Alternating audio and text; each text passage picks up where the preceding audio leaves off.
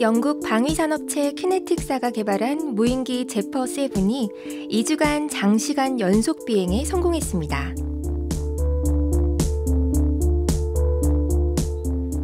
여객기의 위와 인공위성 아래인 중간 영역을 비행하는 고고도 무인기인데요.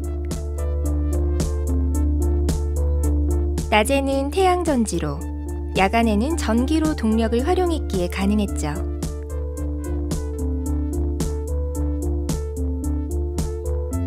무한히 떠있는 무인기의 시대가 열릴지 모릅니다. 다가올 미래, 어떤 무인기가 하늘을 수놓을까요?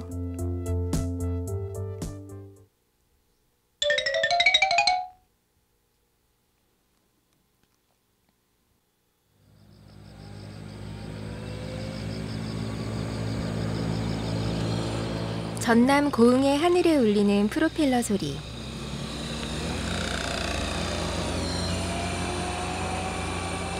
한국항공우주연구원에서 개발한 전기동력 무인기인데요. 연구를 거듭하며 비행시간을 계속 늘려가고 있습니다.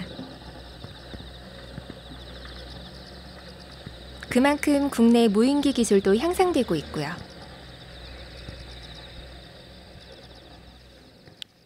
일단 태양전지라든가 배터리라든가 그런 것들을 좀 적절한 거를 찾아내기도 쉽지가 않아요. 그리고 그거를 항공기에 그거를 이제 장착을 해서 종합적으로 이제 만들어내는 게 이게 생각보다 어렵습니다.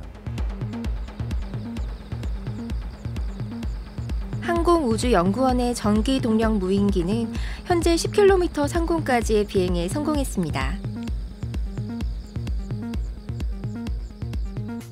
이제 성층권인 20km 상공으로 오르기 위해 준비 중인데요.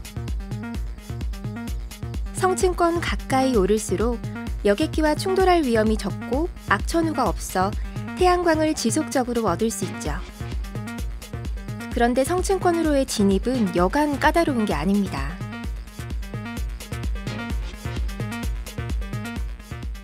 네, 성층권은 공기가 희박하고 약 지상에서의 압력 밀도 대비 10분의 1 이하고요.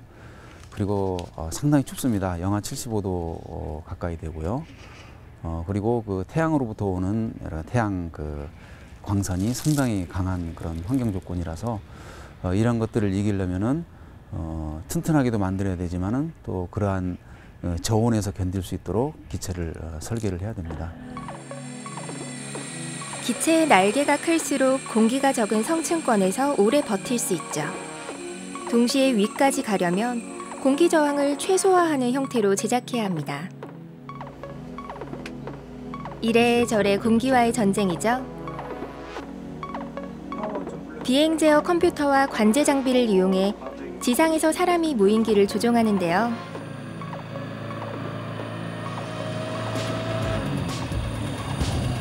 탄소 소재의 가벼운 기체가 거뜬히 위로 올라갑니다.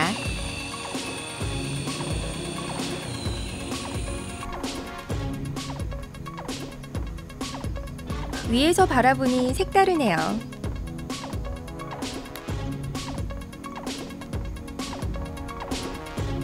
오르는 것만큼 회수를 위한 착지도 중요한데요.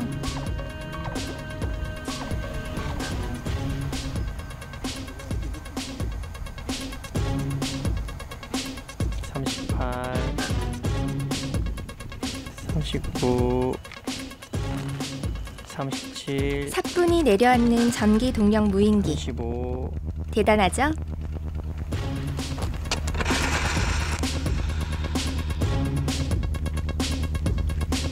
착지. 페이스북이라든가 구글 이런 이제 세계 IT계 큰 업체들이 이러한 장기 채공 무인기 업체들을 인수해서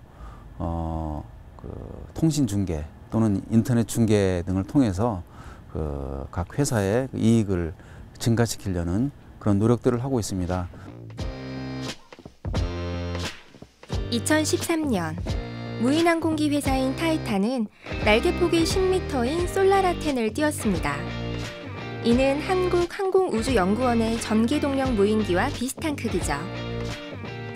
나아가 타이탄은 날개 폭이 5배인 솔라라 50 모델을 개발 중인데요. 그런데 구글이 이 회사를 인수했습니다.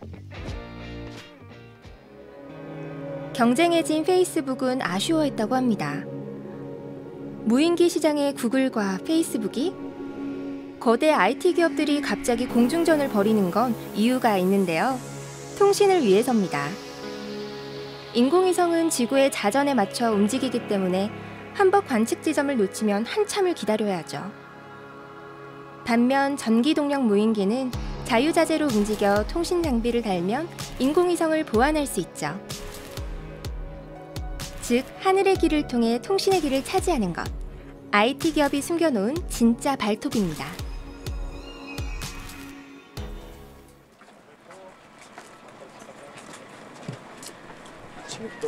이번에는 빠른 무인기를 소개할 차례인데요.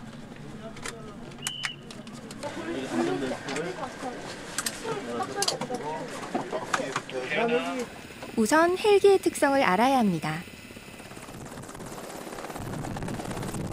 노랫말처럼 헬기인 듯 헬기 아닌 헬기 같은 무인기이기 때문이죠. 헬리콥터는 그 특징이 뭐냐면 활주로가 없이 그 활주로가 없는 곳에서 굉장히 좁은 공간에서 뜰 수 있는 이제 이런 비행기로 개발된 거예요. 그렇지만은 헬리콥터에 무슨 약점이 있냐면은 그 비행기처럼 그 빠른 속도를 낼 수가 없고, 그다음에 높은 그 고도를 우리가 올라갈 수가 없습니다. 헬리콥터가.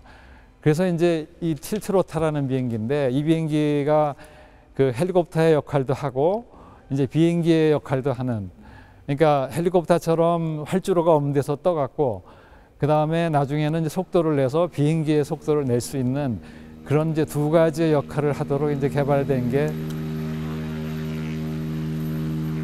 활주로가 필요 없이 바로 위아래로 이착륙이 가능한 무인기 틸트로터.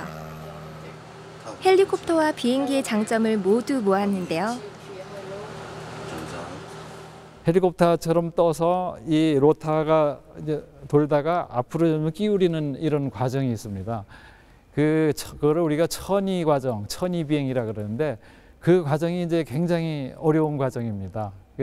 그걸 하려면은 그 로타에서 뜨는 이런 양력이랑 이거를 점점 기울이면서 어떤 이제 특정한 속도에는 이 로타의 각도가 몇 도가 되고 이런 거를 다 예측을 하고 시험을 해서 해야 되는데. 틸트는 기울기, 로터는 회전날개란 뜻인데요. 단어대로 회전날개의 각도는 상황에 따라 바뀌죠. 특정 속도에 맞는 회전날개의 각도를 알아내는 건 중요합니다. 인가? 예, 2번점 가속하기 시작했습니다. 자, 직선으로 내려옵니다.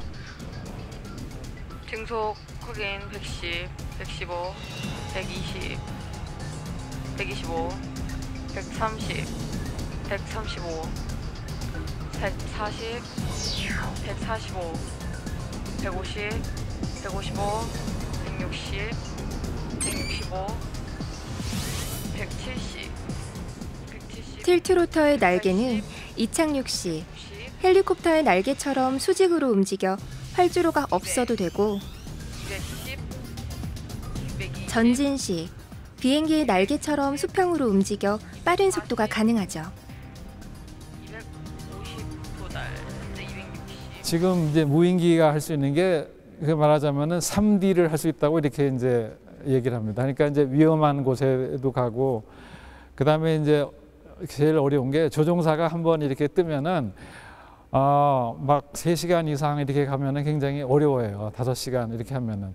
근데 이제 무인기는 뭐 우리 지금 이 무인기는 5시간 뜨고 다닐 수 있지만은 뭐 이제 5시간 가서 임무를 하고 돌아오면은 그 다음 무인기를 또 동시에 또 보내고 이렇게 하니까 항상 공중에 띄워서 우리가 그 임무를 할 수가 있고요. 틸트로터는 군용 목적으로 우수한데요. 적군에게 발각돼도 빠르게 탈출을 할 수 있기 때문이죠.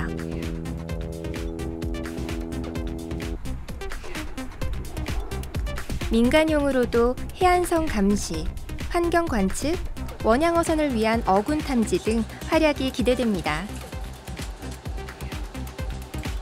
사람이 탈 수 있는 형태가 된다면 조종사가 없는 개인용 항공기도 가능하겠죠?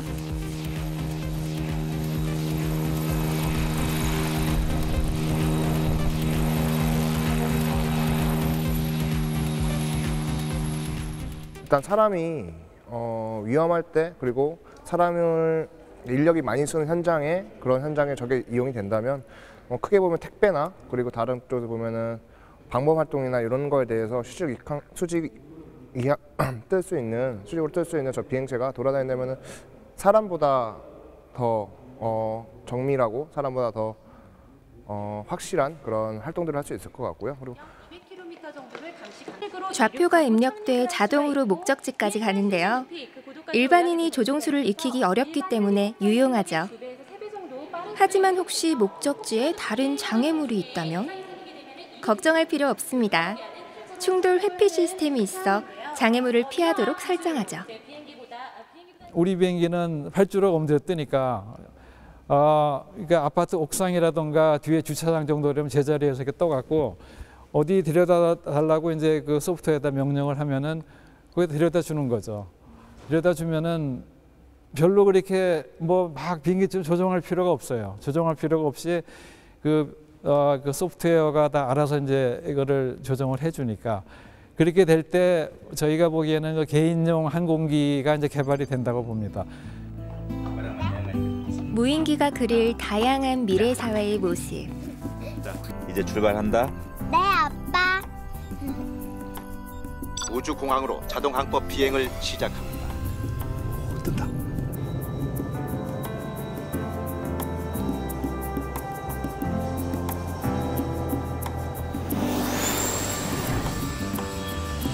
공중에서 받는 택배, 하늘로 부르는 택시가 익숙해질지 모르겠네요.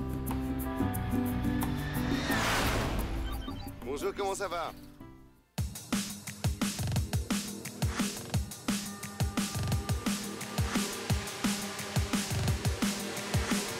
미래에는 우주정거장에 자동차를 타고 갈 수도 있겠죠?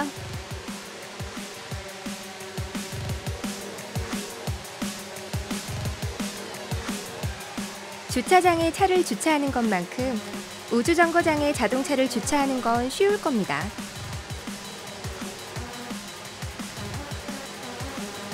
신시장으로 부상한 하늘은 이제 소리 없는 격전지입니다.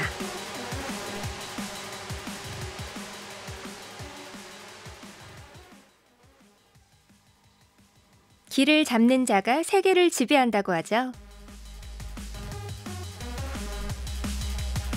가령 IT 기업은 현대의 실크로드인 통신의 길을 지키기 위해 오지에서도 가능한 통신으로 미래에 대비합니다.